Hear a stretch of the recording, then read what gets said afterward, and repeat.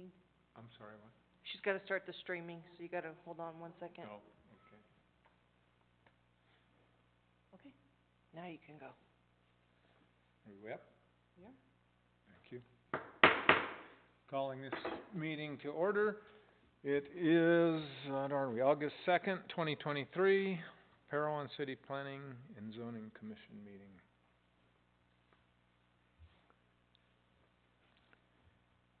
All right, first item on our agenda, are there any conflicts? No. No. Tony, welcome. Have you seen the agenda? Do you have any conflicts with any items on the agenda? All right, thank you. There are no conflicts.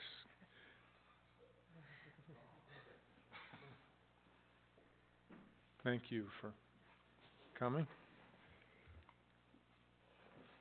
All right, next item is the approval of the minutes from the last meeting, which is July 19th, 2023. I didn't see any problems with them. I didn't either. And I did not either. Okay. I would entertain a motion in that regard. I'll make a motion to approve July 19th, 2023 minutes. And I will second that. We have a motion and a second to approve the minutes. All in favor? Aye. Aye. The ayes have it.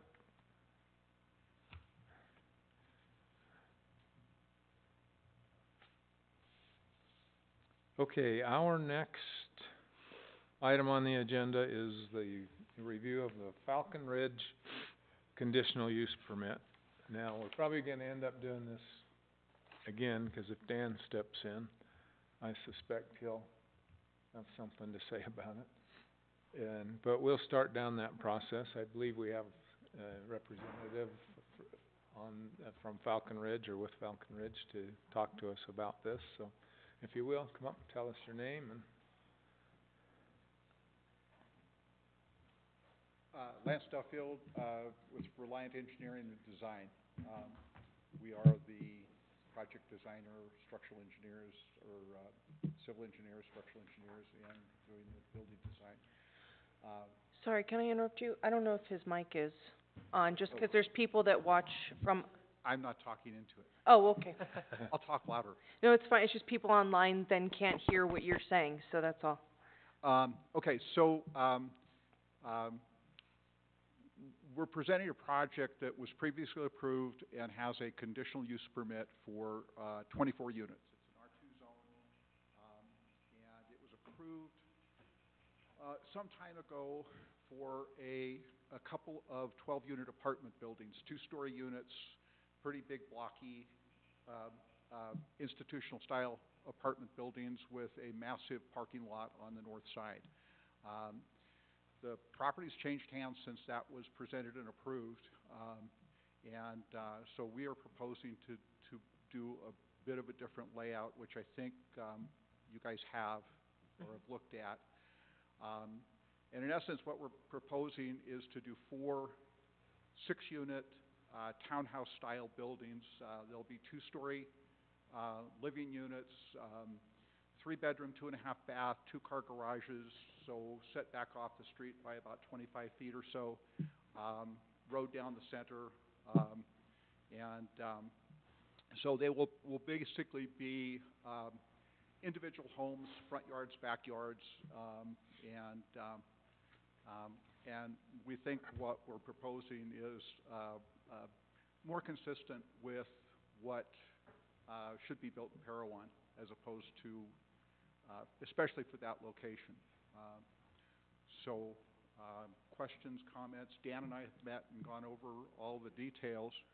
So the question we have here, I think, is are we consistent with the conditional use that runs with the property? And so the units are going to be under single ownership. They are going to be rental units owned by a local resident here who has a home here, so that I think that meets the intent of the original conditional use permit. Questions, comments? So, did you and Dan discover any anomalies as you went through and reviewed the conditional use permit? I think we're consistent with what the conditional use permit requires. I don't think there are any variances from that. Okay, we're still good with the fencing requirements and so on that are in here? Pardon? Are we still good with the, fencing requirements? Yeah, yes, it's Good. fully, the project will be fully fenced, So I was hoping that we could actually just review the conditional use permit. It is pretty incredibly specific. As you mentioned, we sat down, we went through it,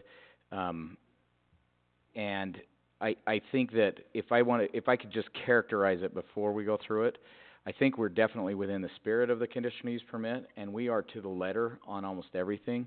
It's just kind of a change of the layout and the type of the buildings, but it's in effect the same thing. But you can come to reach your own conclusions on that. Let me just point out a few things. So, and do you guys have a copy of the conditional use permit? Mhm. So, I've looked at it. so it's, Yeah. you know, it calls them, refers to as a PUD, which is a private unit development.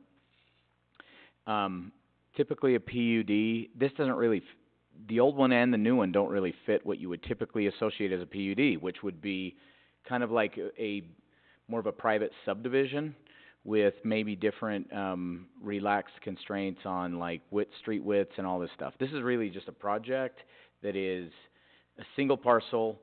Before it was designed, and there was basically two buildings, Right. and now we're talking about 4 groups of buildings. Instead of 2 like large apartment houses, it's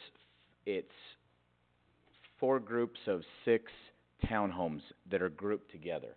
They're all still one parcel, one owner, they're rentals, the other are rentals. So it's basically as though you took an apartment building and you took it apart and you reassembled it, but as far as the structure, the ownership, all these things, it's the same. It does use apartments in parentheses in the conditional use permit.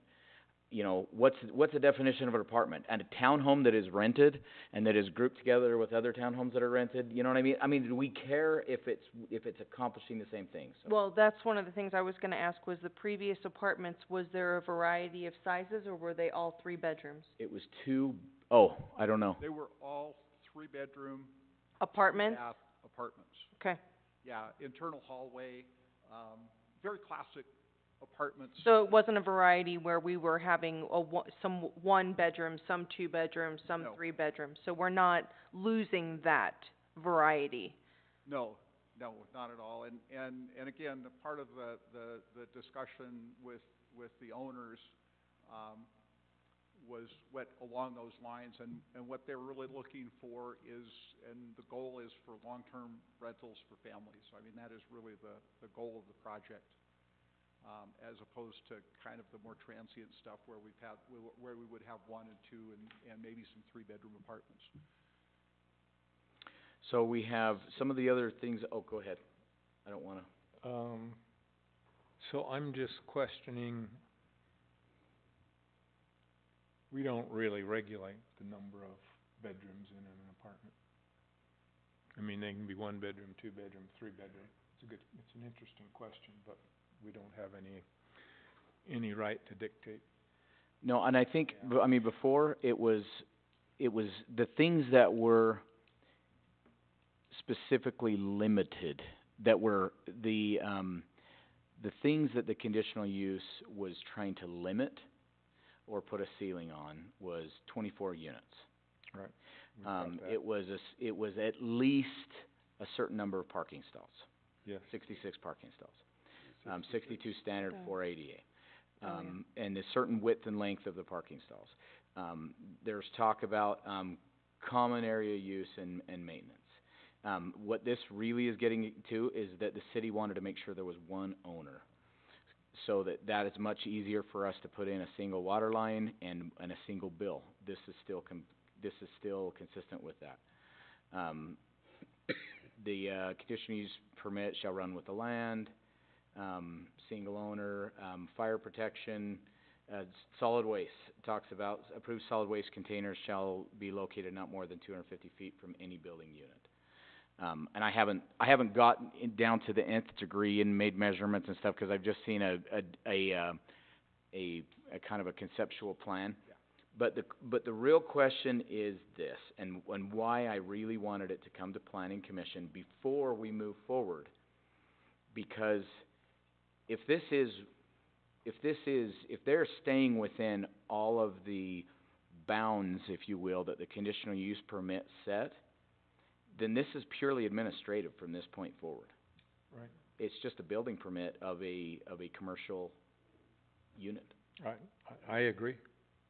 So this is kind of more than anything, it's a gut check with the planning commission to make sure that, the conditional use permit, which is attached to the land and therefore is 100%, the new owner has the right to use this conditional use permit or to build within that conditional use permit.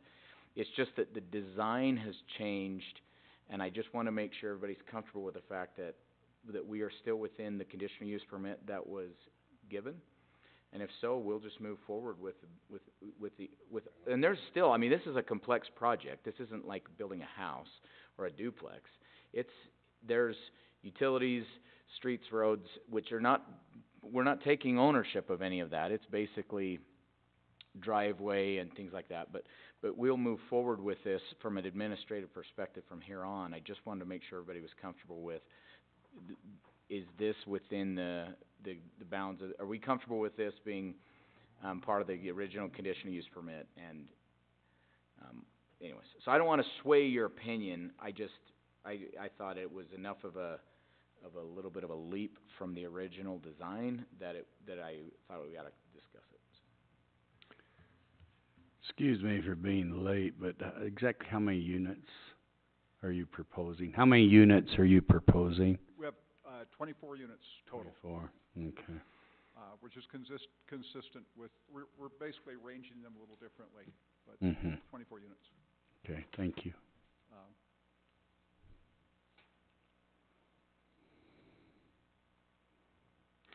Well, so I tend to agree with Dan that this is an administrative issue.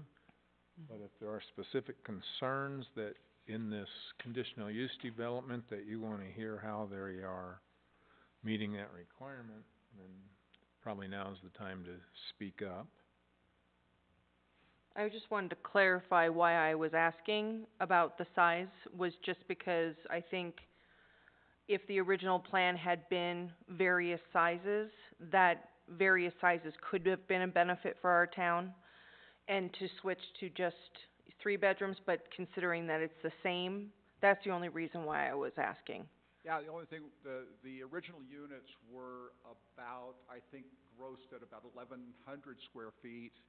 And the units we're proposing are about 1,400, 1,450 with a plus the two-car garage. But interestingly enough, because we don't have any hallways or common spaces or that sort of thing, we end up with about the same gross square footage. We just get a little bit of a kicker on the actual living area, living space for them.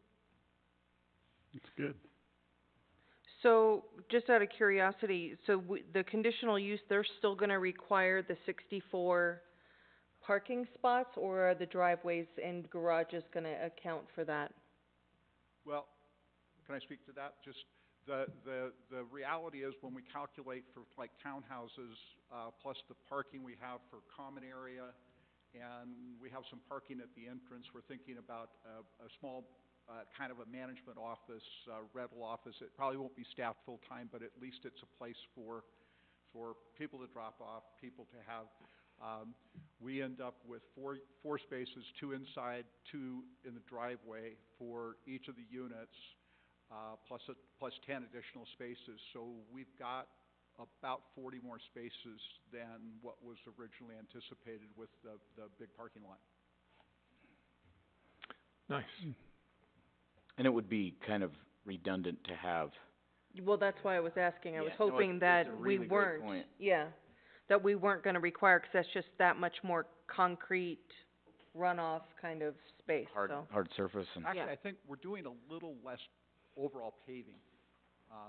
And we do have planned a retention pond and I saw that on the, some pretty serious considerations about drainage, especially this week.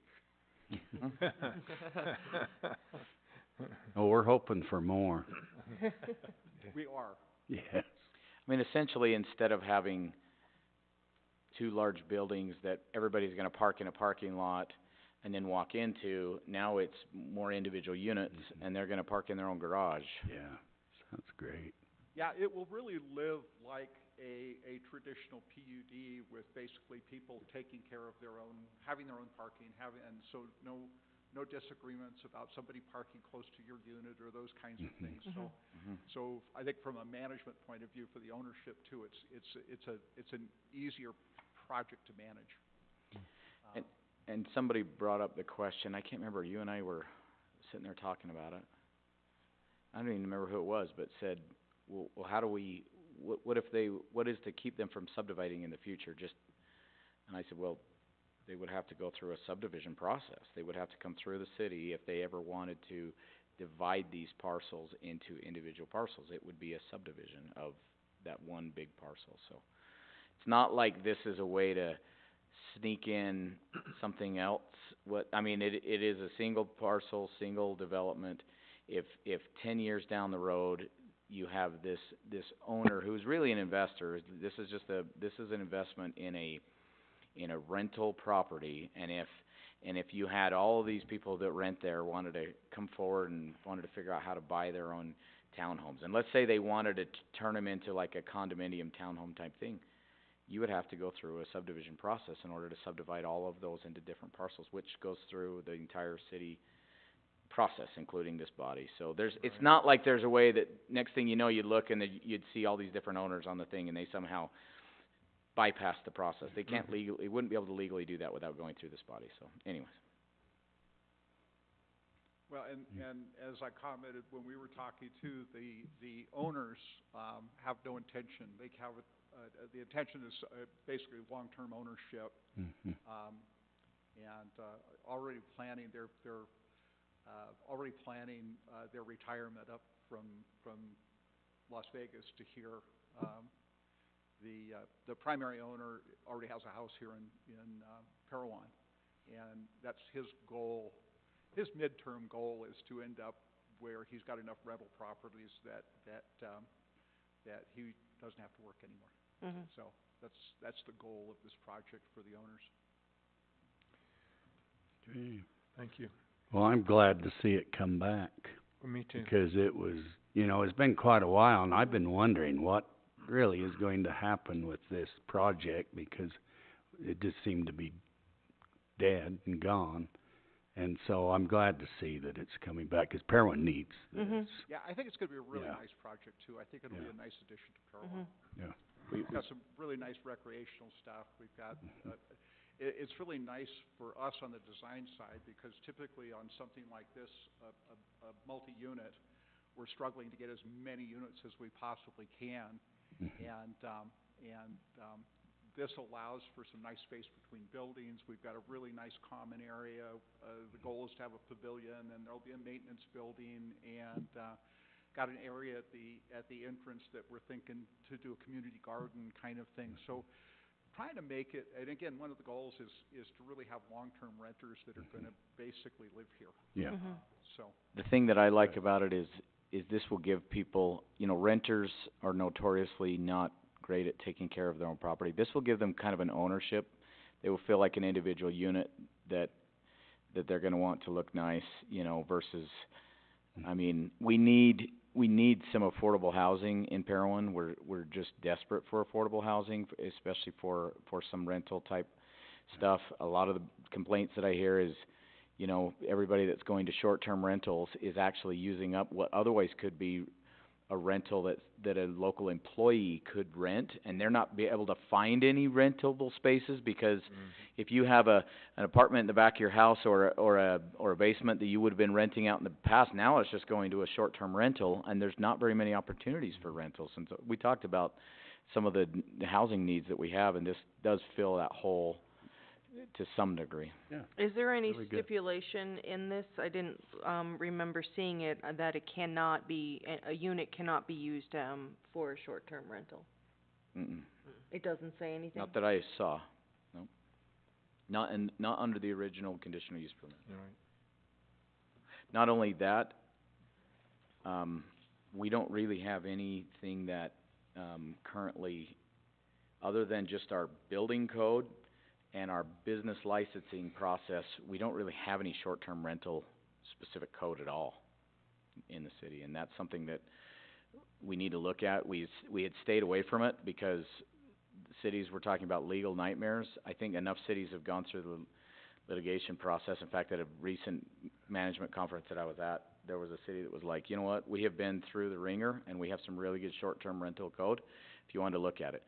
Not to say no to short-term rentals, but just to put some guardrails on Yeah. it and to make some sense of it. So I think we're at that point. When this group gets some wind under their wings and has some time that they wanna look at, we need to look at some short-term rental code, but we don't really have any, and there isn't anything in this permit. You might be a little backwards there, Dan, On what? on whether we get any wind or not under our wings. Oh. All we need is some marching orders. Okay. We need to show there's interest. We're not gonna march down the road until city council, Well, that's true. somebody says, hey, we need to look at this, and would you guys take a look? Because that's a lot of work, and we. So no, I hear what you're saying. You don't wanna go down and spend a lot of time on something if there isn't a lot of interest. Right. I think we need to look at short-term rental code, because right now, we're just not doing any, we're almost covering our eyes and just saying, we hope the problem doesn't get too bad. And when I say the problem, I mean, some cities literally get to where they have hardly any available rental space because it's all in short-term rentals. And at that point, now you're going back and saying, we have to now tell some people that already have a business model with a short-term rental that you now can't do that. So the time to think about it and moderate it to some degree is before it gets, out of hand, so. Well, maybe we can get Dave to talk that up at city council when we can get it. See if there's an appetite for it. See if we wanna wrestle with that. Short-term rental? I'm sorry to do this on your time. On your clock. But the other reason for us that it's a good time to look at short-term rentals is because we are actually considering, code for tiny homes in some way, shape, or form. And those two things are gonna tie together, because one of the main concerns with tiny homes, at least from my perspective, is so you get them for one reason and they turn into short-term rentals as another use. So if we don't have any code to regulate short-term rentals, we're Right. out there shaking a stick at tiny home stuff. Perfect, that's a really good point. Yeah. So, trying to move this along, I have a question. We talk about, I'm probably starting backwards. Back in item 19, it talks about the validity of the conditional use permit, and it's not valid until the city gets a submitted and approved recorded copy of the PUD. Do we have such a document yet? So it says, I looked at that just 2 minutes ago, and I was wondering the same thing. The conditional permit is not valid until all required plans, permits are submitted and approved, and a recorded copy of the PUD is returned to Parowan City. I don't know what that means, because the conditional use permit was granted and was allowed to be recorded by the county, which tells me that the city must have deemed them having gone through that process. I don't know if there is a recorded copy of the PUD. I don't know what that means exactly, but I can definitely, we can research that, but. Yeah, let's look at that. I'd be happy to walk through that. I don't think it's a negotiable document, except at the administrative level with the city, because I think it's a, I'm asking myself, what's the condition of the, what's the difference between the planned unit development and the conditional use permit? In the number 1 under compliance, it refers to this document as the PUD. This PUD is limited to a maximum of 24 units. I guess not this document, but this project. So I take that back. And then parking facilities, this PUD, so, I don't know. I think that the PUD, our normal PUD process is a mapping of units. I mean, in the normal PUD process, if we were actually doing a real PUD, or what fits into my definition Right, of a right. PUD, we would be proposing a map, a plat map, that has basically 25 properties. 24 individual units that would be, have their separate title, and then the balance of the property, and that's the kind of the, I don't think that, the property really isn't a traditional PUD Right. with multiple units. So, Okay, and I agree with that. So in that context then, because we're never gonna split this into all these different units, therefore, once we have a building plan with an approved permit, is this not then valid? I think so. Well, I think, 'Cause you just have one I owner. actually think what's been Yeah. submitted to us to review would constitute the documents Yeah. Mhm. that are needed. And, I mean, you can. Yeah, 'cause this is a single owner, Right. so, Yeah. yeah. Well, it's a single owner, and we've got basically the plot plan and Yeah. and the drawing that tells us how many units and what they're gonna look like. I don't know if do we have a plot plan? Maybe not. Yeah, There's Yeah. a map, so, yep, Yeah. project plan. yeah, so I think, okay. Now, just some of the and again, if we move forward with this and say, yep, this fits within the original conditional use permit, there is some administrative, complexities that we have to work through on this, with the utilities, with moving a utility easement, with drainage, sewer infrastructure, again, all of this kind of technical administrative stuff, but one I wanna bring up, this road is not improved it is not improved with asphalt down to the property.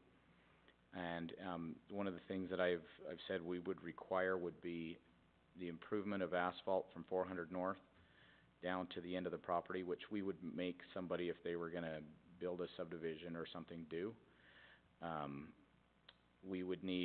The next steps really are a scope meeting with Public Works and, looking through their engineering proposals and to make sure that they could come up with designs.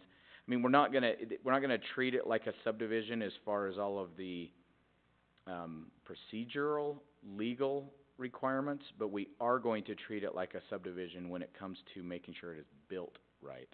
Right, well, I see that even in here, we've covered fencing, lighting, signage, traffic. Yeah. Is this the road you're talking, just this little piece of the side right here? or Just right down to there. Just there? You know, fire hydrants, Mhm. distance from the buildings, I mean, you know, from a commercial perspective. So we're gonna have to go through all that, but that's gonna be just technical administrative stuff. And then traffic control, is that a stop sign, that 400 north? Yeah, I mean, normally you wouldn't have somebody put in a stop sign, but you would, let's say it was a commercial, let's say it was a Lynn's, and it's the main outlet from the Lynn's, which is technically their driveway, it's not a street. Yeah, we're gonna have them put in a stop sign at the end of that parking lot. So this would be similar. We're just gonna wanna kinda see like again, not procedural from look like a subdivision, but from an installation and utility perspective, we're gonna make sure that it checks all the boxes and looks good and functions, right? Okay, And I have already talked to Kelly from Public Works and told him that this is on the radar and he did confirm that 2-inch water line, there's a 2-inch water line that goes through this property and under the freeway. It is not in use. Well, and again, it's not sufficient for us anyway. No. But would it have been in the way? Would we have had to relocate it? We actually will be fine with making sure the utility easements are in place, moving them to the new design, but that line can be basically taken out Awesome. and divorced. That's the word I use, and maybe I shouldn't, but yeah, it's done. Abandoned. Abandoned. Abandoned is a much nicer word. So yeah, but that was a question that you and I, when we were talking, I wasn't sure, but I was gonna check on, and I have checked on it, it is. Yeah. So, anyways. The other thing that I would ask, just based on bits and pieces of this discussion from a bit earlier, when we were talking about, I think you were mentioning a garden area and so on, and we talked about individual, unit or renters, if you will. This does stipulate that the owner provides, grounds maintenance and keeps everything in good shape. So whether the tenants do it or the owner forces the tenants to do it, or it's done by the owner, the point is that it does need to be maintained. Well, and the intention is that we will have an equipment storage building on site, and the intention on the owner's part, and having worked with the owner, I've done projects with this owner for the last 12, 13 years, and it will be maintained, trust me. Okay, great. That's reassuring, thanks. So, something maybe a little relevant is when you mentioned gardens, are we good on water? So water is something that we need to discuss, and again, it'll be administrative. We'll need to look and see. So this parcel is grandfathered with 1 acre-foot, like every other parcel in town that's sitting vacant. We'll need their engineers, well, actually not their engineer's estimate of a commercial, but based on number of units, we will need to look at water rights. But there will not be, there's not pressurized irrigation available, so when it comes to gardening, it would be, we would treat it the same way we would treat lawn, and that's just irrigatable space. Whether it's a lawn, whether it's a garden, whatever the case may be. Okay, so I guess what I'm thinking is, okay, what about okay, we're talking what is that, ERC, is that ERC? ERC, Yeah, equivalent residential connection. so you'd have to equate that according to how We'll much. have to, so this is something that the developer is gonna have to consider. Okay, And that is, according to our current water code, they would probably have to bring in more water than the water code that will be put in place, that we have to have in place by October. Because that one will be based on ERCs, and there will be a formula for multifamily dwellings. As of right now, it is based on, there's a formula, 0.45 acre-foot per residential dwelling, plus the irrigatable space outside, there's a formula for that. And that old formula versus the new formula, will probably require more water rights. I'm just guessing, because that's usually the case. And so, depending on when they, want to hurry and do this development, if they wait until we redo our water code, it'd be less water than if it's, above and beyond the acre-foot that is grandfathered there, right? right. So, the conditional use permit did not discuss water. I know there was some conversations, or at least there was one thing where somebody asked about water. I don't even think it was in this meeting, I just found it in a note. And the conversation was about the fact that there will be one connection there. And in fact, it's even specified that is one of the conditions, is that we only have one connection. But, I mean, the connection size, Well, the amount required back when this was first pushed through or came through, code has since changed. Yeah. And the reality is you're dealing with water and things at the point in time when you come in for your building permit. And so, that's gonna be the big difference. so, and we can talk about this offline. there's, the one thing that is still, so we just barely redid, we're in the process, it's in a draft format, our new water master plan. And a part of that is the engineer is updating, the city with the statistical information that is required by Utah law to do the correct source sizing. Or in other words, the amount of water exactions that we require by a developer. And the new law for a city of our size takes effect in October. We have to do it based on an equivalent residential connection model of actual water used on average throughout the city. Before, we pretty much had a, if you will, the rule of thumb was an acre foot per door. And now we can't do that. We have to actually look and see what are the people of the city using, and we can't exact any more from a developer than what people are using on average for the same type of dwelling. And we do it on the equivalent residential connection basis. We know that on a single family residence, the results of this study are that it's a half acre foot per equivalent residential connection on a single family residence, a half an acre foot. Well, that's already probably half from what we have been doing in the past. Once that gets adopted, we'll have to update our code as well. But that's based on Parowan City residents' actual usage. And it's actually just slightly less than that, but we're allowed to have a small buffer in there per Utah code. And it sounds like a half an acre foot was like plucked out of the sky. It wasn't. It's actually very specifically 0.5 acre foot for a single family residence on a 3/4 inch connection or a 1 inch connection. What we haven't got yet from the engineer that did this study is what is the formula for a multifamily? And is it gonna be based on the size of the pipe going in, like it is on the other, which is 3/4 inch or 1 inch? So in other words, is it gonna be a 2 inch connection, requires so many, is the equivalent of so many ERCs, and a 4 inch is the equivalent of so many ERCs? Or is there gonna be some other metric that will fit the Utah code? And I haven't heard what it is yet. But that will go into effect before October, and it will probably mean less of an exaction than the old code, so something to think about. Well, and as we spoke, we're between St. George and Cedar City, and we're pretty well versed in Yeah. the turmoil that we're going through with Yes. with allocating water. I will comment, as we talked, we will have a xeriscape plan based on using less than 10 inches of water per year.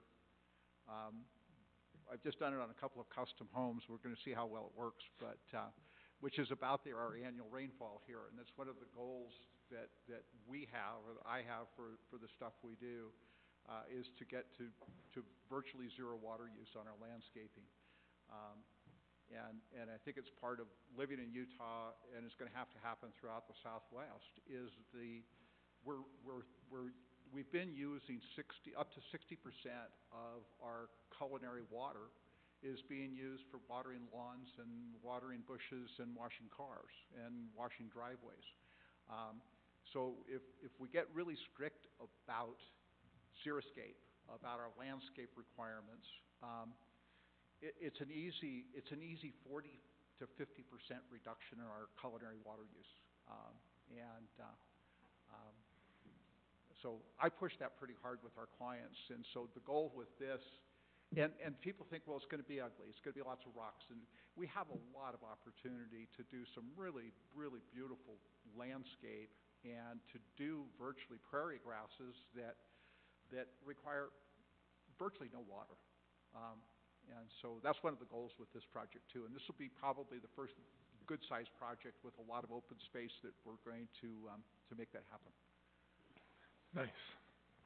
It's easier to convince a single homeowner Right. to do it because it's the responsible thing to do. When we get into commercial stuff, it's a little more difficult. So, Yes. Well, I look at the xeriscape, and I appreciate what that is, and I'm not familiar with the water code to know how much or how little or what reductions they give us for xeriscape, but I also would look at a multifamily property, and personally, I would say, so how much of that is in parking lot, and because that's not irrigatable, and so there's things like that, so it shrinks pretty fast. You put a equipment building on there and you do some other things and there's not much left to irrigate. Might come in, might play into that for me. Well, and we've got a fair amount of, this is only set, with the density on this is only 7 units per acre, you know, so we've got quite a bit of landscaping to do. Yeah. Acknowledged, I agree. And so there's a pretty good sized payoff on that with a good xeriscape plan. Yeah. Well, and water rights up front is only that's a fixed cost, a one-time upfront cost. But you're looking at this from a water conscious standpoint and from a budget standpoint. Yes. You put in all this grass and you're gonna have a high water bill and you're gonna have, the investor's gonna have to pay that every single month. So it's the investor's, benefit to actually be water conscious on this Well, project. and that's a lot of the movement. Las Vegas is doing extensive, graduated water based on use with a fairly low threshold. St. George is working in the same direction of convincing people that less water, requirement is a good thing, for their pocketbook. Yeah. So, And we are, by the way, that's the other thing the water board is tasked with in the next short amount of time is not only updating our code to be where it needs to be, but also to look at we've talked about maybe a conservation tier on the billing to really incentivize people to cut, maybe even take sod out and, things like that. So there's a lot to look at there, but. All right. it's a long list and it'll evolve over time. I think Cedar City has been struggling with it now for the last year and a half. Yep. But yeah, in the kind of the scope thing, we'll talk water and figure out what we need to bring to that project. Yep.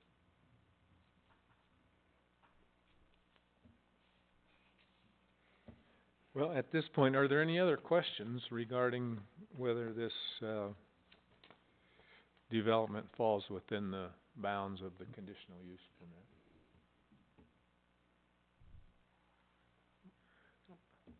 Well, at this point, I would accept a motion that is worded such that it acknowledges that we agree that this property as proposed is within the bounds of the conditional use permit.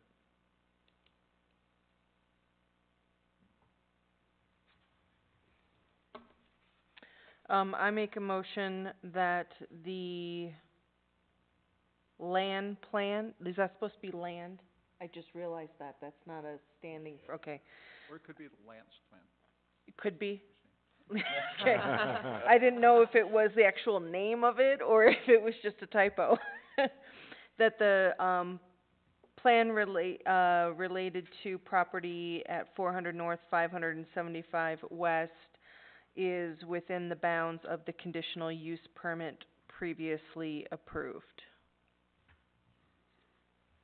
Do I have a second? I'll second. All right, we have a motion and a second to approve this. All in favor? Aye. Aye. Any opposed? There can't be. The ayes have it. Thank you, Thank you. and thank you. Look forward to working with you. Yeah, thank you. So schedule a scope meeting. What's that? So schedule a scope meeting. Okay, will do. Thank you.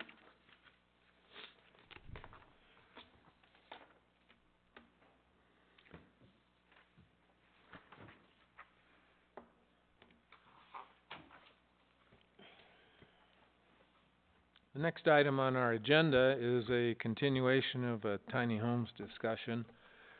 And I've added accessory dwelling units just because that is likely the category that, or that tiny homes could fall in, will fall in. And in that regard, I've handed out a couple things. One is an article that came out of the AARP magazine that is just interesting background reading. It kind of explains what the challenges are for ADUs, and it also explores the other side of why people want them and so on and so on. And the other question I would ask, how many of you actually had the time or took the time to review the video that Heather sent out about tiny homes? I watched it. I watched it. I watched, well, almost all of it. I'm like Okay. 20 minutes All right, away. I understand. And you watched it? Okay, well, that's great. Thank you for putting the time in on that. So that kinda gives us, probably a little bit to talk about and chew on.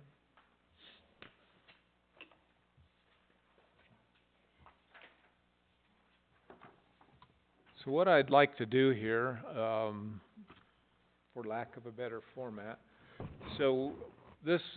our discussion on tiny homes was mentioned in the city council at the last meeting, and it was proposed more or less that we present to them something on tiny homes, so maybe the direction we're headed, and what I view as a pretty solid approach is that we maybe come up with some kind of a short presentation that we might even ask Heather to come up with, that is an introduction to tiny homes, which might present the human side of the story that says, you know, we need short-term rentals and here's the demographic, here's what we look at, you know.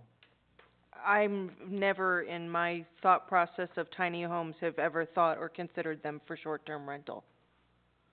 Okay, well, that's all right, but we have to consider that.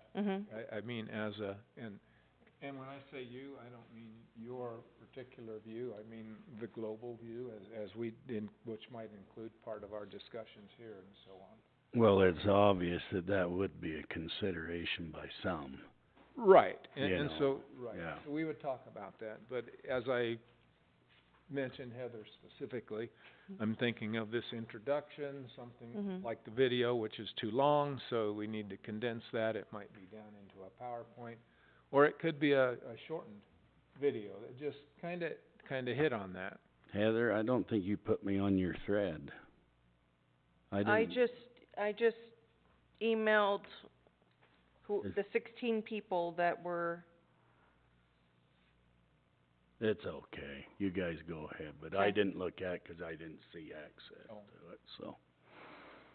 It's okay, go ahead.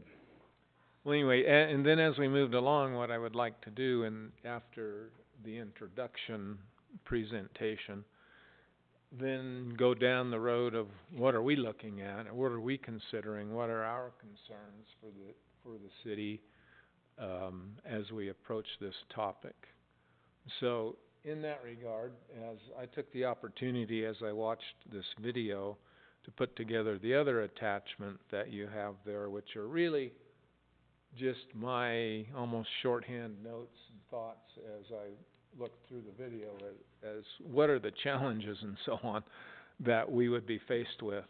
And so they're not fully fleshed out, they're brain ticklers.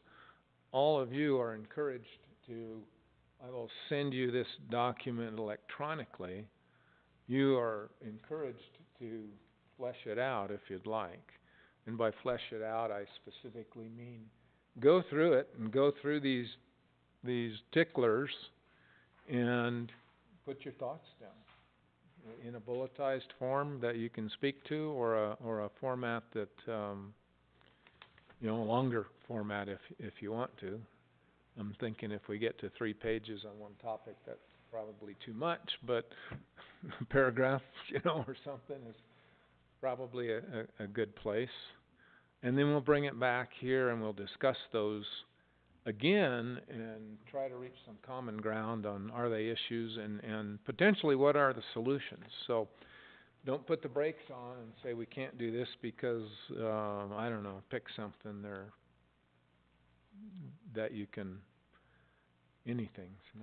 Nothing comes to mind for me at the moment, but if you find a roadblock, how would we fix it in our code? What would it take? And then farther down the road, let me emphasize that, and then we have to look at those things harder and decide, would we be interested in implementing something that would move that obstacle out of the way? Or is that obstacle there for a valid reason and we're not interested in moving it? And remember, it's not just planning and zoning. This is gonna go through city council. We would have to go through public hearings if we wanna change this code. And all of those people are gonna, pretty much have their chance to provide input. So we wanna be clear where we stand as a group. Can I clarify something as we continue discussing tonight? You bet. Whatever, thing we're discussing, can we, as we're talking, differentiate whether or not your opinion or your thought is on a tiny house on wheels or a tiny house on foundation? You bet.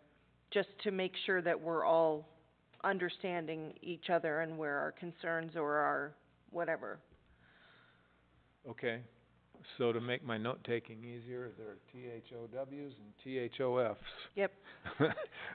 So, there we go. Tho and thof. Dan, are you holding your tongue? You look like... I'm just waiting for an opportunity to clarify something that is an existing question and issue that we need to, there's tiny homes, and then there's tiny homes, and so is now a good time for me to go off on a little bit of a sidebar? A little bit. We're Okay. just getting started. Rein me in, All right. snap the whip if I get too far down the road. And so we have two kind of scenarios that I'm seeing a lot from people coming in looking for permits. One, we have some small lots that we would call either non-conforming lots or the way our code calls them, substandard lots, meaning they're less than the 10,000 square foot minimum. And there is a provision that says that if it is a substandard lot that was in existence before the code was changed, and basically if it can fit within the front and the back setbacks, and the side setbacks can be adjusted down to a certain point, kind of on a ratio, you can technically build on it. With some of these lots, about the only way you could possibly still build on it would be a tiny home. So that's one scenario that I am seeing. Sorry. Tiny home, On wheels or foundation.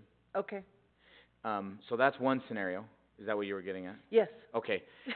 The other scenario that I see starting to happen a lot, and this isn't necessarily a tiny home conversation, but it will become a very large one if tiny homes are allowed, and that is a good majority of the footprint of the city is zoned R2. R2 will allow a single-family dwelling unit or to quote the code, a two-family dwelling. And in the area, it talks about additional dwelling units that you have to have 3,000 square feet for an additional dwelling unit.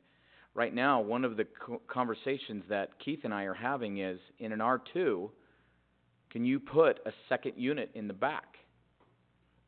And we have allowed it in some cases, and we have some people asking right now, is that only a duplex per our code? Is the only thing you could allow? Or could you actually allow an ADU in the back of an R2 zoned parcel, as long as it fits all of the setbacks and all of that stuff?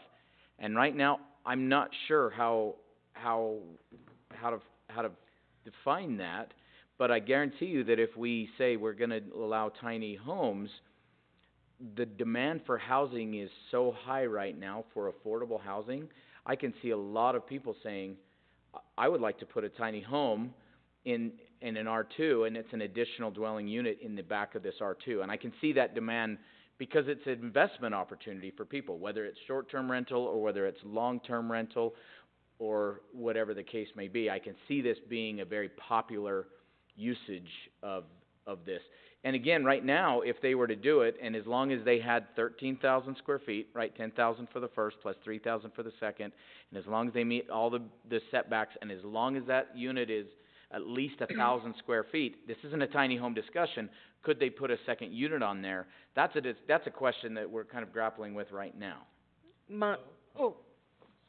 Sorry. My first question was dwelling unit. Dwelling unit, what is the Parowan's current definition of a dwelling unit? Is it 1,000 square feet? It is, if you read. So that would be where we would be proposing. Right, so we're gonna cover a lot of this ground, but. Okay, I'm gonna butt back out. That's just where my mind is. As we talk about this, I can see this being some like real world, what we're gonna kind of see this be and develop into. And I'm not putting any judgment on it, I'm just kind of saying. Dan, a question, Dan. Real quick, it's real quick. Where's the 3,000 square feet? All right, I'll try not to. In the R2, I'm answering Dave's question, sorry, he said, where's I the asked him 3,000 where the square feet come 3,000 from? And that's just right in R2, it says in order to have one, you have to have 10,000 square feet. Right. In order to have an additional dwelling unit, you have to have 3,000 additional square feet. For an So do you have additional. the word additional? Because my question Yeah. would be along the line of Dave's, if you've got a 10,000 square foot lot and you build a 1,000 square foot house, and then you wanna, and you were allowed by code to put a second unit there, and it says you've gotta have 3,000 square feet, it doesn't say an additional, then that's just part of the argument. This is what it says, the minimum lot shall be 10,000 square feet for each one-family dwelling, with 3,000 square feet for each additional dwelling unit. So I could interpret that either way, I believe. We've always applied it as though you have to have 13,000 square feet before you can have a second dwelling unit. That's what and in R3, it's 1,000 square feet, not 3,000 for each dwelling, and it's just density, it's just controlling density within R2, within R3. So even though you may be in an R2, if your lot's small enough, you're not gonna be able to put two units, basically is what that does. Yeah. 2 1,000 square foot units. Right. Well, the 1,000 square foot units, it doesn't even say that anywhere in R2. That's derived from our, Well,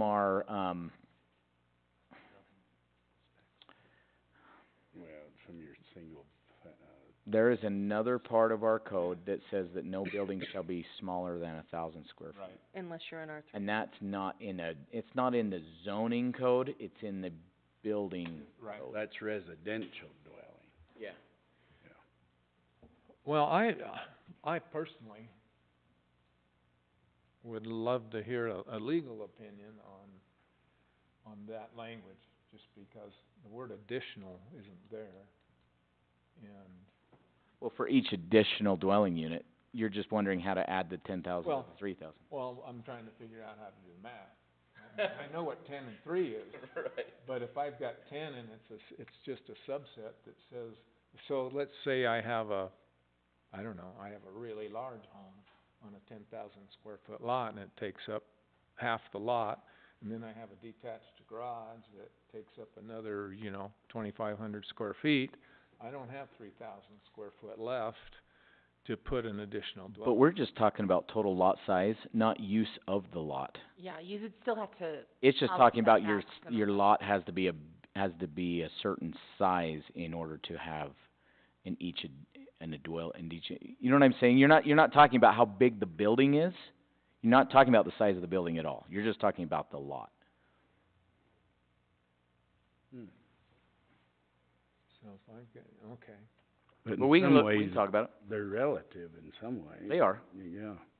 All right, well, we can go down that path. But do you get what I'm saying about the fact that we have all this R2? Right. And right now, if we allow a two-family dwelling, and then it describes a second dwelling unit, and when we start talking small homes, tiny homes, I think there's gonna be a lot of opportunity for people to put in a tiny home in an R2, which I would think would totally fit if we allow it. I think that there's people that with a big enough lot on R2 that they could put up an additional dwelling unit as it sits right now.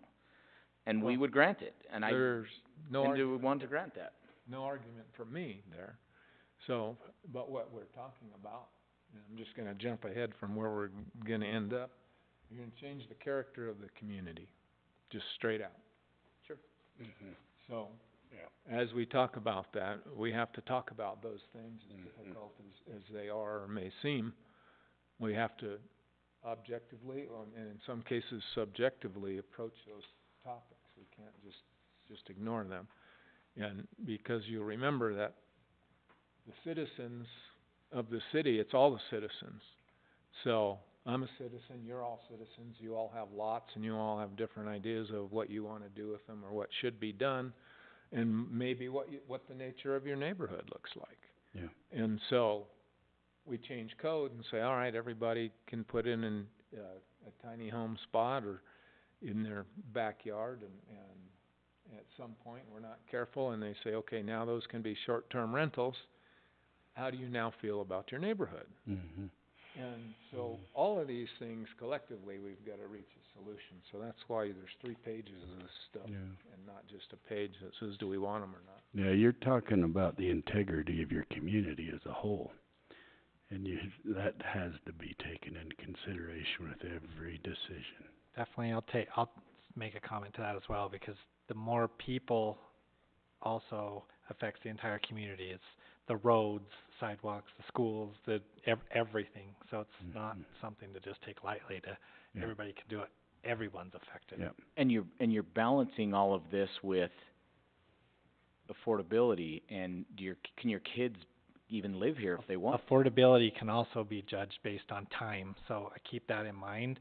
Like for a profession, I work in finance, we may be talking about affordability. Well, could be an issue now, might not next year. Okay, even Utah, for example, their housing market has dropped 30% compared to this last year already. Okay, so wait to see what's like. Some of those things are time sensitive, so again, keep that in mind. We may be making decisions based on the way it is today. That's not the way it was 3 years ago, okay, prior to COVID. Or the way it'll be in 3 years. That is exactly right. So Right. also just stuff to keep in mind. No, it totally is. And one other point, and then I'm gonna silence myself. I don't think you can do that. Self-imposed, oh, I can. I did it earlier. Self-imposed silence. The other factor to consider is, these are the tricky things, 'cause it's the look and feel and the character of the community. As Bryan Head continues to grow and we continue to have, to be the entrance to Bryan Head, property values will continue to soar up there. We will be affected by that. We're not just a spot on the map by ourselves. And so back to the affordability, there's outside pressures on this local housing market of Parowan that are a little different than they have been for a long time. You've seen the way, like Park City has grown, and nearby communities that have been affected by that, whether it be by the service sector, whether it be by just the sheer, like it's a radius from that, are we about ready to see a Park Cityization of Bryan Head? I think we are. You are. How is that gonna affect Parowan, and what do we want Parowan to look like, you guys and the city council? And, 'cause our zoning is going to dictate what we allow, and that's why it really matters. Well, in talking about growth, again, I'm diverging a little bit from where I intended to go. But growth is not just gonna be in Bryan Head, so I attended a meeting this morning at the Cedar City Chamber of Commerce, and they discussed the new inland port that's going in Cedar. And that is a huge project. You may have heard about it on the news or in the paper, but it doesn't become a reality, at least in my mind, until I'm sitting there and one of the owners of one of the businesses that is deeply involved in that project stands up and talks about what they envision for that project. And it's a really, I would call it a mega project. And that said, their vision of employment is huge. Their company growth, their company of 400 employees has doubled in the last few months, just as this project takes off. And so I look at that and I go, so what's that gonna mean to us? Well, they're bringing in rails that are gonna bring in trucks, and they are going to do logistics of shipments for other companies in a big way. So they're bringing in lumber, cement, steel, all kinds of things. Then they're gonna have to move that around to other places. So there's gonna be things that are gonna come in and go out of there. And I envision that as lots of jobs, but if you think that that all those jobs are gonna be Cedar City, that's probably not the case. A lot of those people are gonna go, well, Parowan's 15 miles away, let's go look for a home or a property there, and so on and so on. So the same thing that drives growth for us from Bryan Head is gonna drive pressure also from the south, from Cedar City. And so we need to have our ducks in a row in this game, I believe. I agree. All right, so that said, let's just go back to this page and work down it. So the first item that I noticed, and a lot of these were mentioned in this video, so they're not necessarily all original thoughts. So tiny homes fall outside of the norms. And so what are those norms? Well, we all envision homes as what? What do you view a home as? Anybody? Where you hang your hat? Yeah. Yeah, Kitchen, bathroom? I'd say permanent residence for me, that's. Okay. yeah. Any views on size, spacing, big lot, small lot? Some of the sizes and spacing, those deal with building requirements based on the city, right? So, Okay, well, what do you do when you shop for a home? What do you tell I your looked for realtor? the smallest one depends- possible. depends on what your The needs are, realtors, if they're they say different. they want the biggest house for the cheapest price. Yeah. That's what they tell Right. the realtors. Well, there you go. When I shop for a home, I have specific criteria. First thing I ask for is a large lot. And if a lot's smaller than something, I say I'm not interested. I like space and elbow room, personally. And based on other homes around, in the community, I would say there's been a lot of that. Tiny homes fall outside of that, if you would call that a norm. Tiny homes fall outside of that because they require much less space, smaller footprint, both environmentally and land-wise, and they're gonna use a lot less energy. But for me, a tiny home falls outside of the norms because it's just too small to stretch, in my opinion. But that depends on, the size of your tiny home. Any comments on the norms? Anybody wanna add anything? Remember, you're gonna get a chance to fill this out yourself and put in your thoughts, so, 3 obstacles for tiny homes were mentioned. One is zoning, and basically is where can they be put, and we touched on that already. It's one of the key issues, I believe, and this is gonna be zoning. And that's for both types of tiny homes, the on wheels and on foundations. One of the other obstacles is are the building codes, and we're not gonna change that, the standards for construction. We're likely gonna adhere to whatever the norm is for that. And then the other thing is financing, and I don't know a whole lot about that, but I'm pretty sure that means go to the bank and try and get a loan for a tiny home. And I guess that might be a challenge because they're non-traditional. Let me see. Go for it. Well, with building code standards, the IRC does have, Appendix Q, which does have stipulations for building codes for tiny homes. Okay. So there is that, and that was passed in, I know that there has been another IRC meeting since then, 'cause it's every 3 years. And I don't know if there's additional, but I know Appendix Q, we can look at that to see what those kinds of, rules are, for building codes. And then with financing and home loans, obviously, if you're talking about tiny home on a foundation and you are the homeowner, you obviously probably can get bank. It's really hard, yeah, it's like Is it? non-existent, like, even if trailers are on like permanent foundations and stuff like that, you can't, No, I'm not really talking, hard I'm for talking, banks to get lending. So like to find lending on a tiny home that's even gonna be on a permanent foundation is gonna be really hard. Is that kind of what you're saying too, with Exactly. financing? It's very difficult, 'cause Yeah, it's really for- difficult. they don't wanna take on the risk I'm talking, just to make sure we're all on the same, financing. your financing to expand your home is not, It's not expanding a home, it's It's financing a tiny home. It's, So you yeah, said purchasing a tiny home. So if you're purchasing a tiny home to try and go out and get financing, it's a lot more difficult to just go and Yeah. purchase that versus doing another one, because as a home, they have something to go back on, they have a permanent structure, like Well, something with a that's- lot more stability in it, and they don't take the risks as much on a tiny home. That's just the reality of yeah. it. So that's why it's a challenge, and I would say this about the financing. We are not involved in that. Correct. yeah, Yeah. We- yeah, we- Yeah, it doesn't. That's we not, can that's skip for over finance. that. Not That- okay. That's a problem, a challenge for the people that are in the tiny home business, so to speak.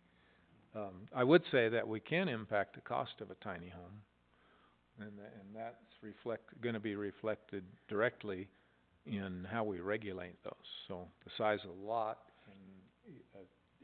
speaks to how much is the property gonna cost when you're looking for a loan. So if you're gonna put a tiny home somewhere and it's gonna be on foundation on its own lot, or it's gonna be in a PUD, lot size is gonna play into the cost of a home. So why the 1,000 square foot minimum? You probably all heard in the video, that's challenged. So, we don't even know when that was put in place. And I mentioned this before, I owned a home in this town that was, a home on a street where, there were 11 children raised in that home. And it's 900 square feet, with, including counting the basement, if you stretch it. And so, by this standard, that might have been a tiny home, but that's not how they were regulated. And so, one of the things to think about, I'm not looking for the answer here, but think about where you stand on minimum home size, and what that means for a community. And if you were to allow smaller homes, would we do something to change our zoning definitions for residential to include things that stepped it, in a direction that allowed a tiny home? So you could build a tiny home, or R2 specifically allows tiny homes if they fall within some minimum square footage. The other thing to think about when we talk about the minimum square footage is it appears that tiny homes can range somewhere, depending on where you are and what regulations you're looking at, somewhere between 300 and actually 1,000 square feet. And so I think about that and I think, wow, I owned a 900 square foot home. Would I consider that a tiny home if it was in my backyard? And I probably wouldn't. I would look at that as, I would just call that an accessory dwelling unit. I wouldn't put it into the tiny home category, but that's gonna be up to us to make a recommendation on. So, any comments on size? Okay, I'm moving on. So the other question becomes, are we built out in the city? How much land do we have? And that speaks directly, so where would we allow tiny homes? If we're not quite built out, there's options. We could allow a tiny home community, so to speak, somewhere that was specifically for tiny homes. Might require a developer, and we can't really influence that, but we can make it a doable thing if somebody wanted to. Then the other options, if we are built out, then we're into the space Dan was talking about, we're infill development. You start putting tiny homes or on wheels or tiny homes on foundations on lots that are already built. And we would have to regulate that. What are the setbacks and so on, and minimum sizes and that. And then another option, in my opinion, is annexation. You know, sometimes we get annexation because there's already development planned, but as we move down the road and we get other annexations, especially if they're residentially zoned properties, and therefore larger developments, we may be able to encourage spaces or places for tiny homes.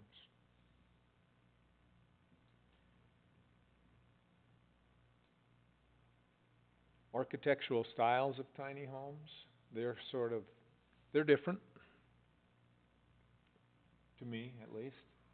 I look at one and some of the thoughts that I've seen even on the video, I look and go, well, that one looks pretty nice. Then I look at others and I go, there is no way.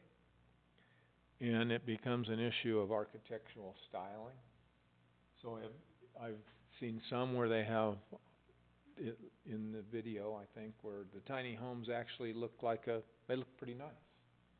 But then you look farther back or deeper into the same development in the same picture, and there's little tiny ones that they don't look like they'd quite be a tough shed, a small garden shed. And I go, they must be approaching the 300 or 400 square foot end of the spectrum.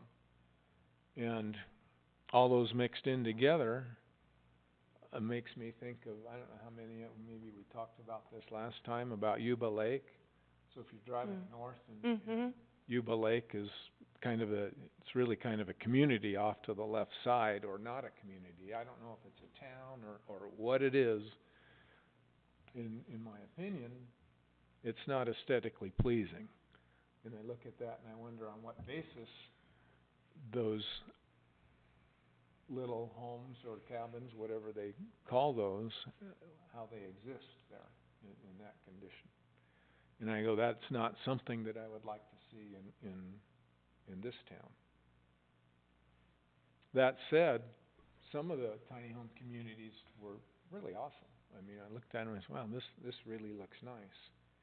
But what I also noticed was some of the tiny home communities that they showed were in like cottonwood groves and with trees around there. And I said, wow, that aesthetically really looks good. And then I thought, so where would we do that in Parowan?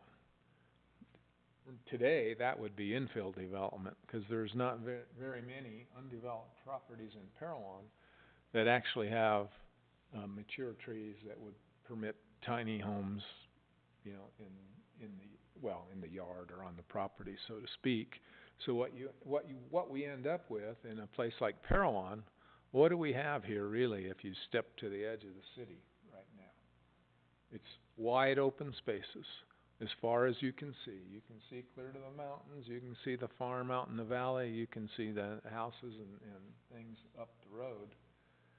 And so when you put a tiny home community in one of these places, it is going to be visible. So aesthetics are important.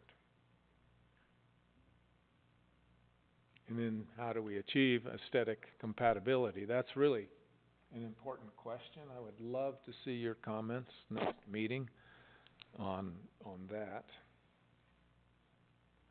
If you remember, depending on how we do it, we're not allowed to regulate paint color and sometimes the siding and the cladding, so I'm not sure where that happens. I would remind you that we have a planned unit development that has what I would consider tiny homes in it, and that's Foothills. Go drive through Foothills. To me, it's a valid model. It's here, it's local, and when you drive through there, what do you see? What do you see when you approach it? I look at it and I go, wow, it is fenced, which to me probably helps a lot. And I don't drive in there because it's its own community, so I don't know really. I've been in a time or 3 or 4, and I don't think it looks bad. but I wanna go talk to them to see what their business model is. Can you bring an RV to, or, well, I'm talking RVs. Right now, can you bring an RV into Foothills? Yep. And can you park it there for a short term?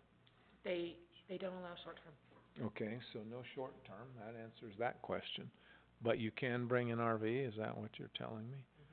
So, that's something we need to consider. I don't well, so think of this is sort of probably an out of order sort of a thing. But right now, in Parowan, and really actually in the state run code, you need 2.5 acres to have, minimum, to have an RV park or a mobile home park, period. So you've gotta find that. And then at that point, is it fair to the RV parks that we have in town to open up a tiny home community of some sort that allows RVs also? Or would we limit that to, 'cause you could have a community that allowed, tiny homes on foundations, and that also had a reserved section for tiny homes on wheels that had medium to long-term rentals. But if we also allowed RVs to pull in there and use that facility, I'm not sure what that does for competing businesses. Of course, that competing business could also allow tiny homes, on wheels in their park if they so desired.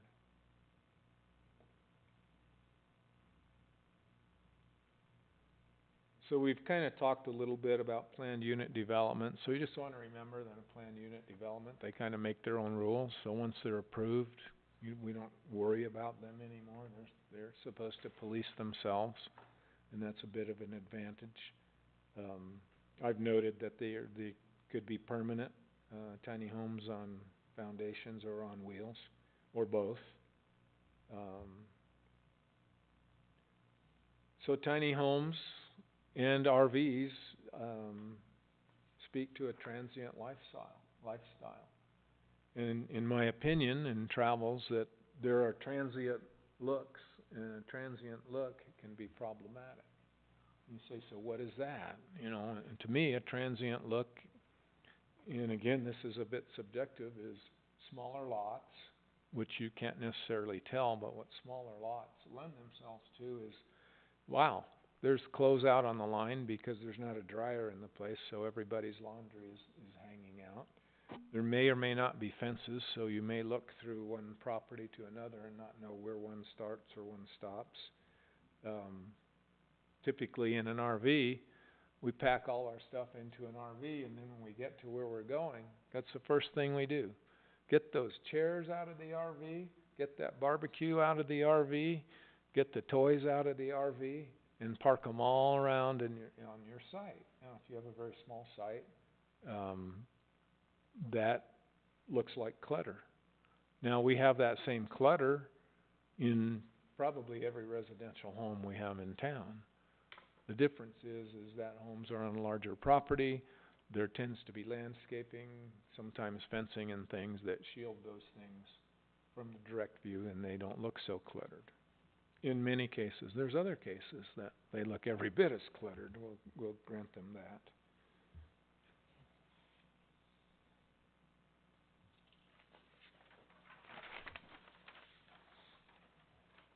So, the transient lifestyle look clearly can impact, there's at least a perception that they can impact home values depending on where they're built. And in a big way, depending on where they're built, that it will impact the community identity.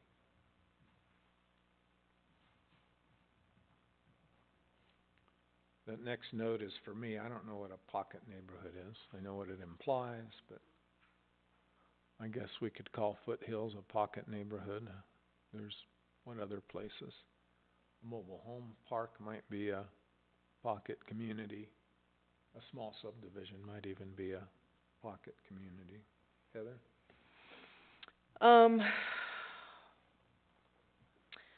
Yeah, I would say a pocket neighborhood is a small, Cluster of something. yeah, subdivision, small, development. Okay, if anybody stumbles across a definition, I didn't try to look it up. I can probably Google it and we can figure that out, but it's not needed right now. I've already mentioned the needs of citizens, not just a few. Or a many, for that matter.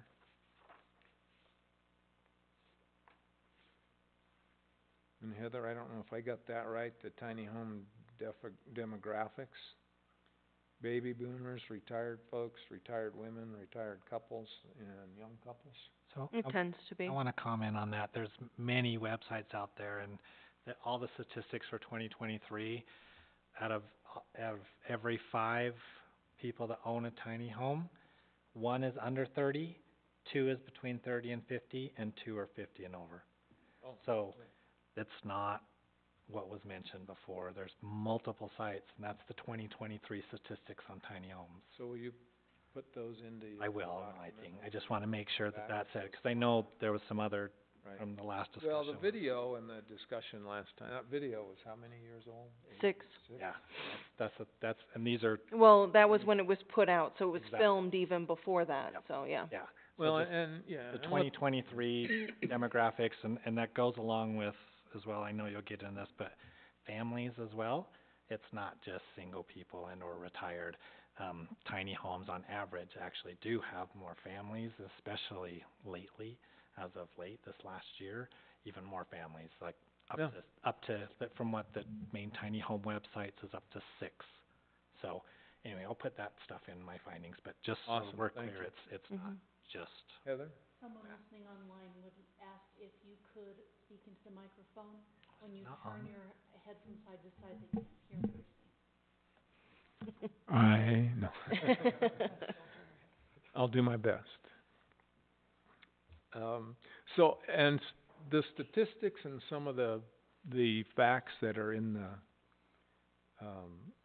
the film, I think the reason some of that might be dated is just because it's such a contemporary topic. So it's a fast-moving train in my opinion. All right, tiny homes and advantages that were mentioned. Less power, so they have very small power bills. A smaller footprint, so they use up less space. Fewer materials are used in their construction, so it impacts the environment quite a bit less. And the question I had was this one, the sewer and RV park style or regular style, really speaks to all the way back to what Dan was talking about. If you're doing an infill development, what are we gonna require for utilities? You get to, do we need separate meters on these things? Do we need a sewer line to each dwelling on the property? Or are we gonna allow them to, a tiny home to tap into the sewer line that's already feeding one home? And my understanding is that is, some jurisdictions allow it and some don't. But it speaks to an expense. You know, so there may be, for example, in an infill development, we're gonna at some point have to decide what are the impact fees for a tiny home, if we permit them. So if you own a property, and now we're gonna put a 400 or 500 or some size tiny home on the property, what does Public Works need to make that work? What does the city do for billing, and so on and so on, and what do we do for metering? I really liked in the video the concept and the pictures where they had tiny homes on wheels that were actually were required to have decks. And those decks were all nicely done. The ones that were shown were nicely done, and it did a lot to attest to to me, to enhance the appearance of the tiny home, because they didn't look like they're on wheels then. And so, if you're gonna have skirting, how are we gonna regulate that? That's dictating the size, the look and the size and what constitutes a deck and so on. And then the question becomes, do we allow fencing of lots if we have a planned unit development, or if we have a development somewhere that's tiny homes, would we require fencing? Would we allow fencing? Would we not want any fencing? And an important consideration is going to be size. I recommend you go online and take a look and decide, what's the minimum size? What should the maximum size be? I personally am an advocate of the upper limit not being anywhere near 1,000 square feet. To me, that's just too much. That would be in a category called an accessory dwelling unit, not a tiny home that was also an accessory dwelling unit. And I just noted that tiny homes on wheels, they've got to be registered with the DMV, and they would have to have to get that, I think they have to have the ANSI approval. And there are a couple companies, I guess, mentioned in the video, I bet there's more now, that actually do those inspections and will make sure the home is up to code, which I think is great.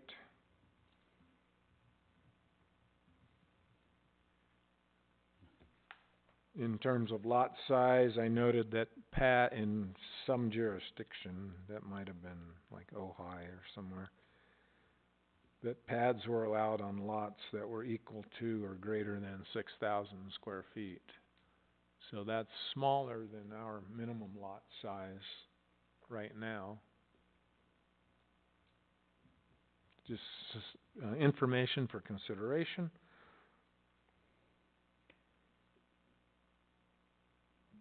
Next comment we've already talked about, and the next one.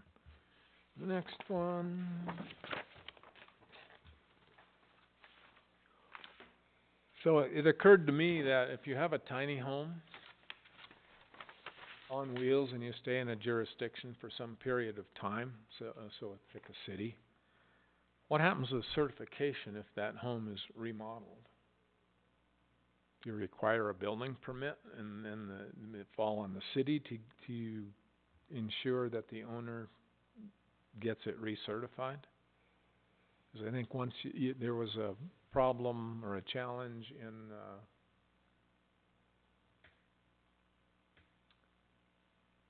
in Canaraville. So they had a mobile home park down there, and they allowed a tiny home in, and it turned to be problematic farther down the road.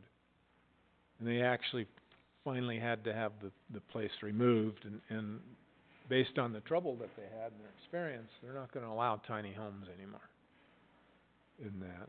And so I worry about things like you move in and you're there for a year or two in a tiny home on wheels, and it can grow, so to speak, and what happens to that certification. I already mentioned Yuba Lake. So in a tiny home community and a planned unit development, so we already know based on this conditional use permit that we just went through, that the owner of the development cares for the common grounds. We would probably want to perpetuate that if there was a tiny home community of sorts. But if we start allowing a smaller lot size and selling smaller lots, and people own their lots, then it's going to be up to the owners to maintain their grounds. Just a reminder that the cost of a tiny home is the land, and these fees, I'm referring to impact fees there, for infrastructure, building materials, labor, and so on, are all the things that drive that cost. In planning for services, we as a community need to be thinking about what road widths would be required. Fire protection, we would probably have to add that. I would think, actually I don't know how that would go. It has the potential to be expensive depending on how they determine how far apart fire hydrants are going to be. if we stick to the standards, it would be the same as any community, but if, because they're smaller and there's more of them, it could become an issue.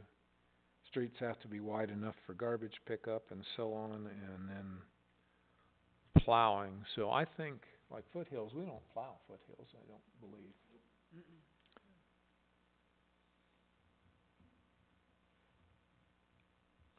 Talked about the next one.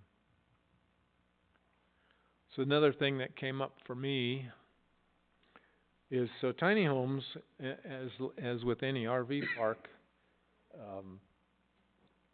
I think given the population that uses those, they might be different. So in an RV park, a lot of times there's entertainment and things going on, that can be disturbing.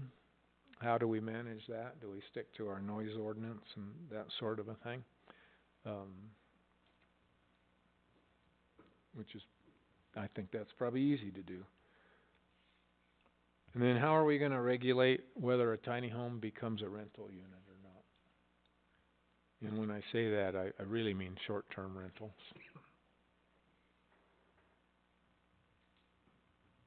Any thoughts on that?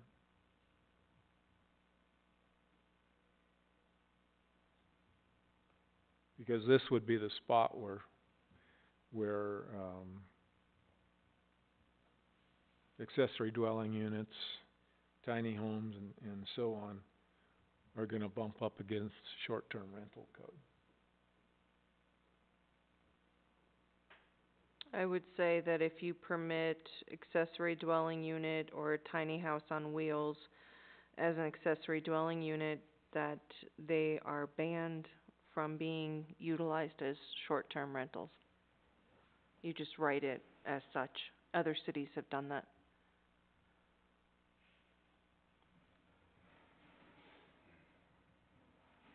Any thoughts on Heather's comment?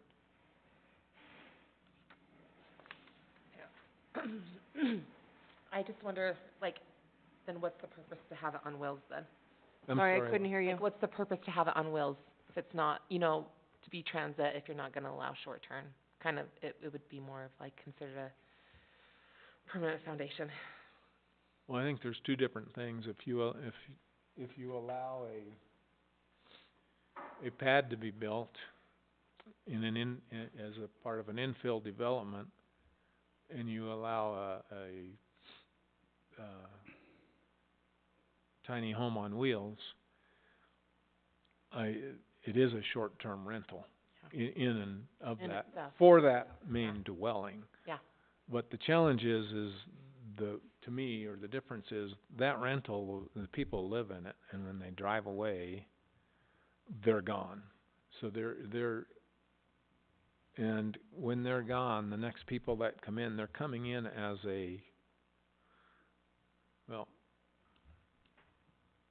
they're coming in with a home that they also own. And they might be there for a few months but you're really not gonna be able to bring, I don't suspect, like an RV in. You can bring a tiny home on wheels. I suspect that population is much smaller than the RV population. And so, that might not answer that question, but any other thoughts on that?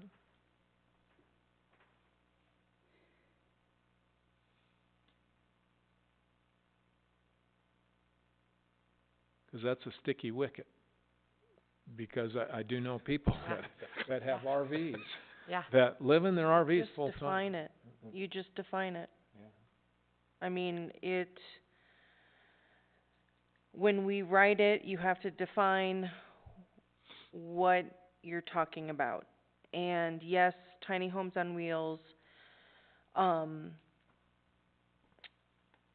they visually look different than an RV, they're built differently than an RV, and you just define it that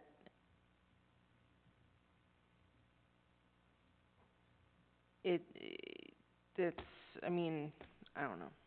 Well, I agree with Heather, definitions are key. Mhm. So we would have to, as we're writing definitions, we may have to work backwards sometimes. We may put up a draft definition, and then as we work farther down through code, we might find out that we need to revise the definition to keep other things inbound.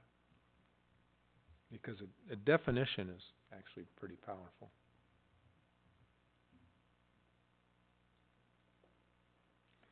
The other item of interest to me, not that it would impact what we do, but they really talk about the affordability and stuff of tiny homes in this video and so on, and then towards the end of the video they start talking about couples or owners are realizing a 10% return on investment for tiny homes. And what that tells me is that tiny homes also appreciate and price people out of the market just like other homes. So as the real estate market in a locality moves up or down, so goes the value of tiny homes on foundations and tiny homes on wheels. Tiny homes on wheels, it's not so much of a problem because you own it and you move it. But if it's on a foundation and the price of the main home on the lot, so if it's an infill development, if it doubles, the price of that tiny home's also going to move along with it. Or it's going to be considered, well, actually it's part of that property, but the point is so you sell the property, turn it over if it's a rental, or you're going to sell it to somebody else to allow them to live in it, however that ends up working out. The price of that tiny home is going to change.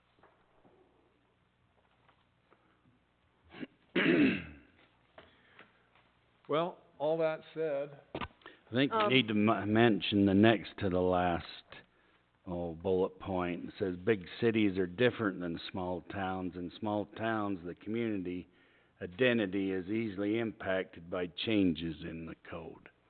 And so we need to take that into consideration very, very seriously. well, I do think that's an important point. I think a lot of our other discussion attests to the fact that we're taking it quite seriously, but that is worthy of talking about now that I guess that it's been mentioned. So if you go to a town that has a population of 50 or 100,000 or more, and you allow tiny homes, most people, except those that are directly impacted by the placement of a tiny home, so a neighbor or a small group of neighbors might, be impacted by a tiny home, and then another one a few blocks over and a few blocks over. And the identity for somebody that may just drive through that town, it's probably imperceptible.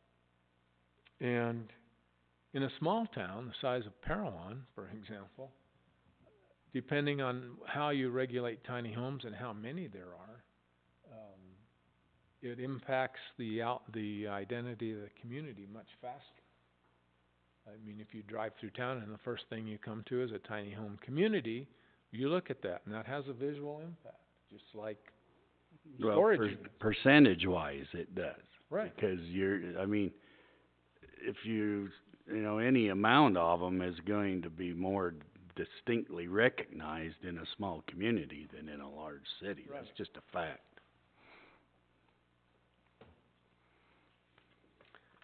Any other comments? Okay, so I would again ask you, please take this as a starting point and put comments in it, bring it back so we can go down this road again. We're gonna get tired of hearing it, but I'm interested in what you're thinking about when you're not on the spot and in the limelight, that how you feel about tiny homes. And I encourage you to add your own comments, other headings and so on, kind of a thing. I guess I have about 6 tiny homes myself right now. 6 sheep camps. There you go. Those are on wheels, right? They are on wheels. Yeah. I emailed, Heather, 3 different websites. One is St. George's accessory dwelling unit code.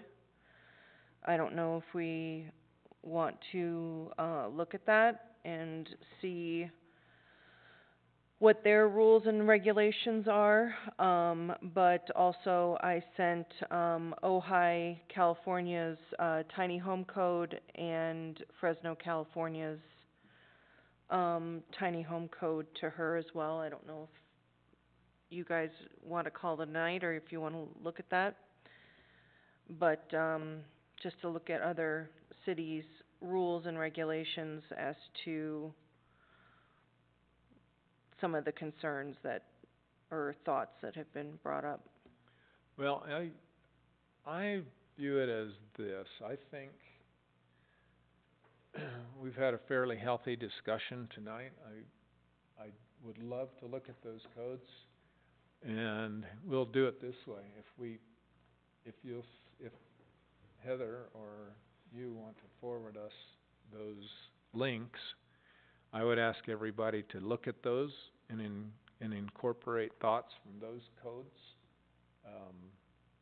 So if there's places in these questions or your questions and you find a piece of code that really addresses the way this would work, just reference that code. And when we come back, if it becomes apparent that nobody has looked at those codes or taken the time, then we'll spend the evening kinda reviewing some of the highlights in those codes.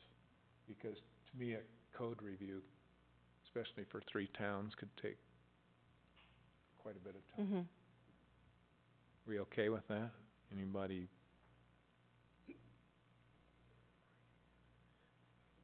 I was just gonna mention, I went back and watched our last meeting, and one of the things that was brought up, with water rights, and was whether or not we could, do water catchment. And I did find,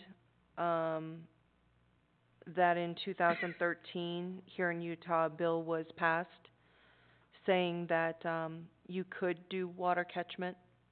It does limit the, that it can't exceed 2,500 gallons per land parcel. And that you have to, register with, what was it? You have to register with an agency, I can't remember which one it was, when you set that up. So it's not a no, necessarily, so I know that water was one of the concerns. So I can send that out to everybody too, if you'd like to look at what that bill was and what the regulations are. That'd be great.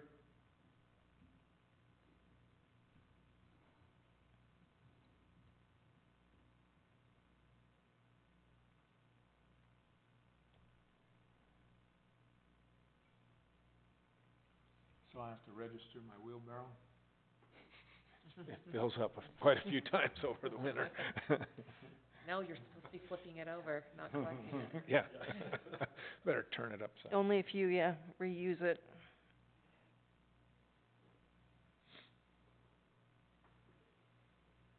All right, well, we'll move on to, member reports. Heather? No, I don't have anything. Dave? No, I don't. Dan? Self-imposed. I'm good. All right, well, in that case, I have a question for you. In the last meeting, we asked Keith to, get us a number of building permits issued last year. And then he agreed that maybe we'd go back 4 or 5 years, in the town of Parowan. This is news to me. Okay, well, that's why we're talking about it. So, That should be something that the county, can give us. yeah, I I don't know figured, if you can hear me, but I requested that from the county, uh-huh. and I have those reports back, I think 5 years, but I don't have 23. So I can ask that same agent, I guess that's what you would call employee, that provided that for the, 23, and then I can get that back to the commission. That'd be great. Okay. Appreciate that. Any idea when we might be able to get that? They were pretty fast to respond. Okay, so, They have to give they have to do reports to the state, a lot of reports, so the software is really capable of spitting that out. well, I know you pulled it out in about 10 minutes one time when we visited down there, so. Anyway, okay. I'm just curious as to what the purpose is, It just speaks to growth, and growth. okay. It's not we're not trying to, Yeah, I remember the last time I looked, I was surprised at how low, from a percentage standpoint, it is in Parowan. it averaged around 1% per year growth Yeah. rate. We have population growth and we have home growth and things like that. It'd be nice as a commission to just know what we're doing. And Keith was also looking into he was gonna talk to the airport manager about helicopters landing in residential neighborhoods. Oh, I'll wait my turn. No, please. Unless you want me to talk about it. No, well, So, okay, it's your turn. I just happened to talk to the lady, I mean, she called me on the phone, and her husband Mick is the one that manages the airport here in town, and he said, I think something to the grounds that legally the FFA doesn't allow it like that, he's reading into it wrong. Let me look and see if I can find that text. Sorry. Well, I forgot, there was something earlier I wanted to bring up, was with regards to lots that are smaller than the 10,000 square feet in town that are technically not buildable. Has it ever been considered to look at the percentage of how off it is, and that then we permit that much smaller percentage size of a house? Does that make sense, what I'm trying to say? I don't know if it's ever been looked at, Yeah.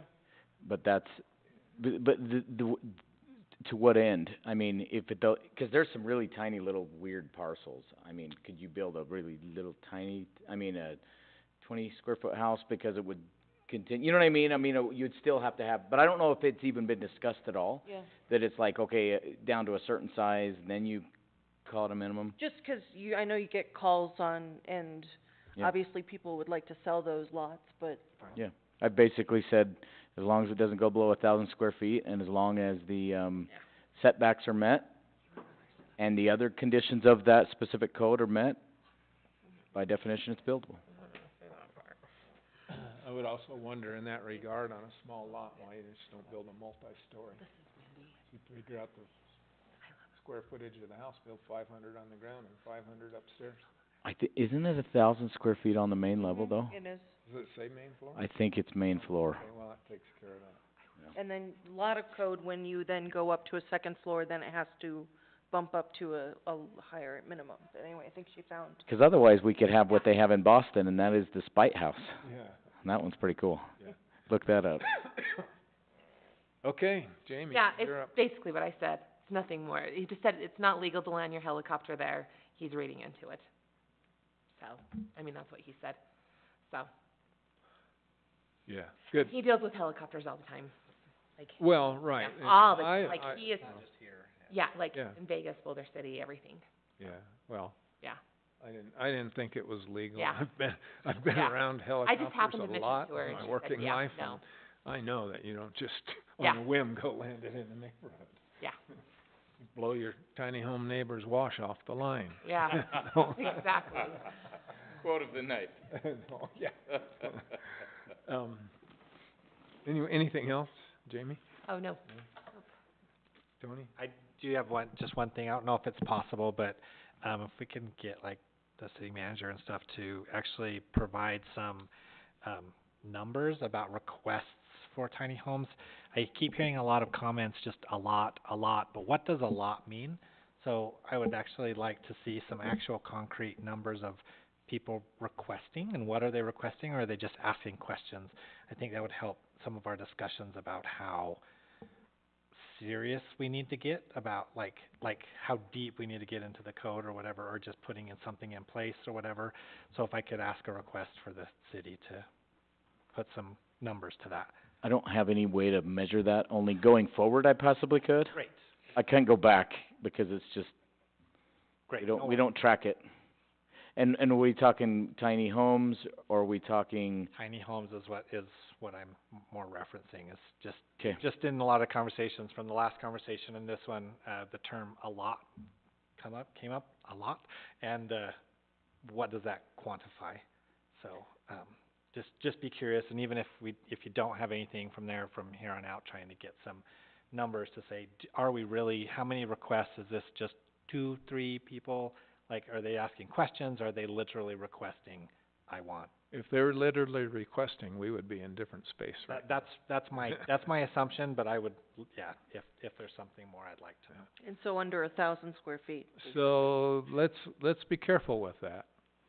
Because if you're really wondering why would we bother with this, It's not a matter of whether we buy, I've just had some conversations. I spoke to, Brian Head, city manager, about this in detail.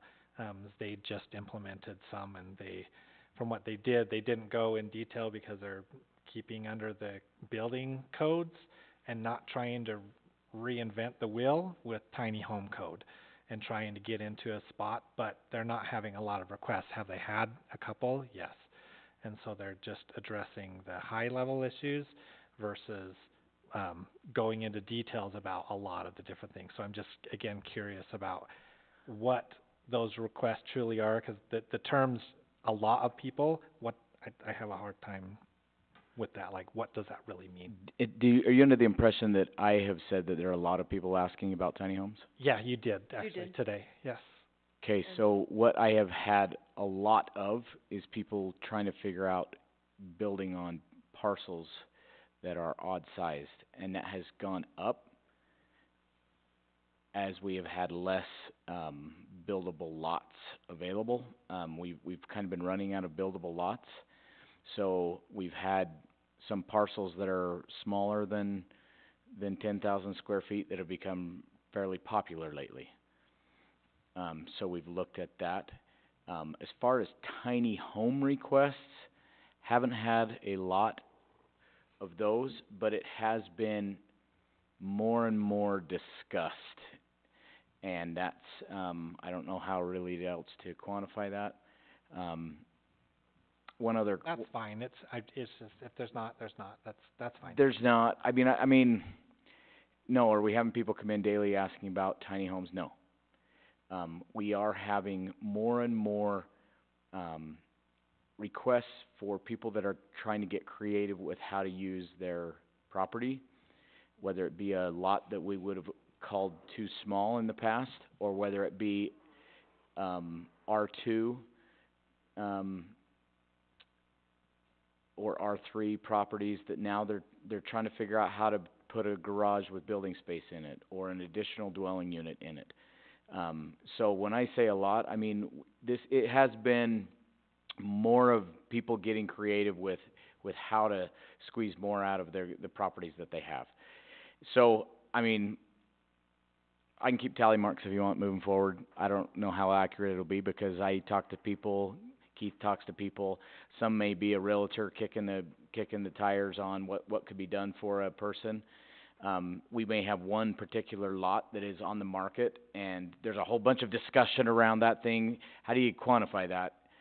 So I guess I'll just refer to that. I can see this becoming more so subjectively. It seems like more and more questions we're getting are not the cookie cutter. There's a lot in a subdivision that's built, and I want to put a house on it. It's what can I do in my backyard, and how do I go ahead and turn a garage into a building space? We're just getting more and more of that. I'm not trying to create a crisis where there isn't one. I'm just seeing subjectively more questions related to stuff that is like, holy crap, I mean, our code doesn't really address that, so how are we going to deal with that? And I feel like we're dealing with more and more questions like that are really hard to answer with our current code.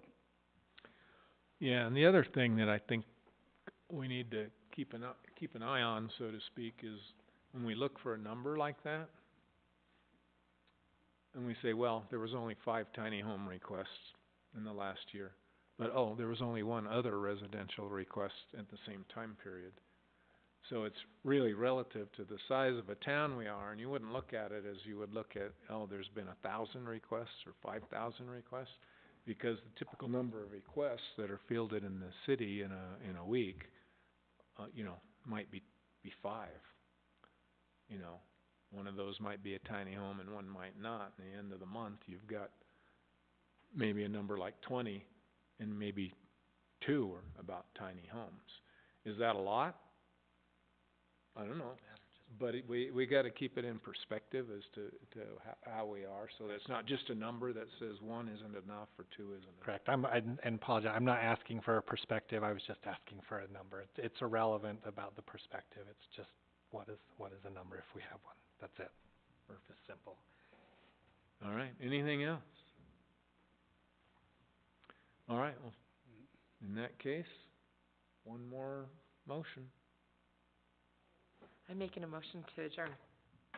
Do I have a second? One second. All in favor of adjourning? Aye. Aye. The ayes have it. Thank you all. Appreciate the discussions.